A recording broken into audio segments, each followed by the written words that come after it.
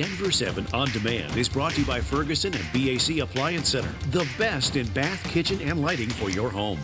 Good Monday morning. I'm Molly Hendrickson. And I'm Brian Sanders. Here's the latest from Denver 7. We've issued a first alert action day for the snow that will continue on and off throughout the day. Here's Denver 7 meteorologist Lisa Hidalgo with your first alert forecast. Yeah, most of the snow from our first round, you guys, falling overnight, leaving us with about an inch here in Denver. Heavier as you get west of town and up and through the foothills. But you can see from this shot there at City Park, we're actually seeing a little sunshine. Skies will clear out a bit. We'll see some light snow through the morning, a few flurries through midday, and then tonight, another chance for some light snow. So our totals by tomorrow morning will likely be at about 2 to 4 inches here in Denver. Not enough for any alerts in town, but we do have winter weather advisories and winter storm warnings. You get closer to the Springs and then down in through Trinidad there along I-25, about 4 to 8 inches of snow, and then heavier up and through the Sangre de Cristo. So that's where you're going to find most of our alerts in effect through tomorrow. Also, our foothills looking at about 5 to 7 inches. In fact, some spots already coming in at about 6 inches overnight. Now take a look at Futurecast, and again, things will clear up a bit. The other story is just how brutally cold it is. We have some single-digit lows this morning.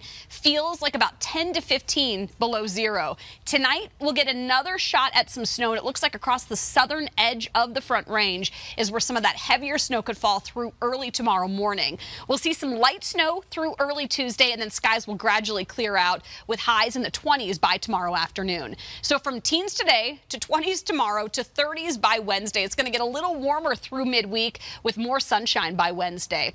There is going to be a chance, you guys, for a little bit of snow on Friday, and then it does get warmer this weekend, back in the 40s by Sunday. All right, thanks, Lisa. And we know all of you skiers and snowboarders love all this new snow we've gotten over the past week. That's right. Many of you will continue to enjoy the conditions in the high country during this 3-day weekend. So here's a look at the snow totals from the past week. 30 inches at Steamboat Springs, 23 inches at Aspen. A-Basin got 17 inches, so did Winter Park. 14 inches at Vail and Loveland, and 11 inches at Breck. If your commute takes you through North Denver near the National Western Complex, listen up. Construction really picking up now on the Central 70 project. The outer lanes of Brighton Boulevard near I-70 are now closed for the next 6 months. Crews are rebuilding the interchange there. CDOT says the old infrastructure needs improvements to keep traffic moving. The Central 70 project won't be complete until 2020. Construction from the C470 Express Lanes project will force the closure of a popular trail for several weeks starting today. The Mary Carter Greenway Trail runs along the South Platte River, making it a nice spot for walkers, runners, and cyclists. But it runs under C470, and because of work on the highway, it will be closed for the next 4 to 5 weeks. The trail will reopen next month, but you should expect intermittent closures in March and another complete closure in April. A Colorado town known for tourist destinations like the Royal Gorge Bridge, rafting and ziplining was devastated nearly 6 years ago when a large wildfire kept tourists away. But Canyon City survived, and now its Main Street businesses are competing for a makeover from a Hulu TV show called Small Business Revolution. You mentioned the fires. You know, we saw Canyon City come together around disaster and band together and support each other and help keep those small businesses afloat. But isn't this such a much more fun way to see a community come together? They're all building each other up. They're working hard, and it's up to Canyon City to drive those votes from near and far so that they can win season 4.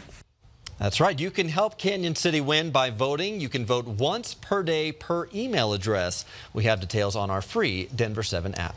Denver's second ever Social Pot Club opens its doors to the public today. Vape and Play is located on South Broadway. The owner has been working toward a license for 2 years. And just so you know, these businesses don't sell marijuana. Instead, you bring your own legally purchased pot to vape.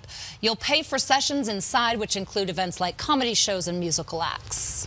Even if you are not a Bachelor fan, tonight might be a fun night to watch. That's because tonight's episode brings Denver's Colton Underwood and his 7 final women to the Mile High City. And you're going to see some truly Colorado places like Union Station, Riverfront Park, the Fort Restaurant, and the Georgetown Loop Railroad. Show starts at 7 right here on Denver 7. And then at the end of tonight's episode, Colton will be down to 4 ladies, and he'll head to their hometowns for dates to start meeting the families. And then there were 4. Well, this seems like too much of a coincidence. Tonight's new episode of The Bachelor falls on National Drink Wine Day. How about that? I can hear the uncorking now. The day is a celebration of love and health and the benefits of wine. Studies have shown it can help reduce the risk of heart disease when consumed in moderation.